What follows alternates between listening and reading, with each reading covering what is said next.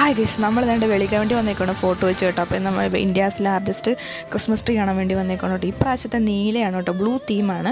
വന്നു കഴിഞ്ഞപ്പോൾ പടർന്ന് പന്തലിച്ച് സുന്ദരിയായിട്ട് നിൽക്കുകയാണ് കേട്ടോ. ഇപ്പോൾ ഇതിൻ്റെ ചോട്ടിൽ പോയി ഒന്ന് കാണണ്ടേ, അങ്ങനെ തിരക്കിന് ആൾക്കാരെയൊക്കെ മാറ്റി അടുത്ത് ചെയ്യുന്നു കേട്ടോ. ഒരുപാട് ആൾക്കാരുണ്ട് അവിടെ ഫോട്ടോസൊക്കെ എടുക്കാൻ വേണ്ടി.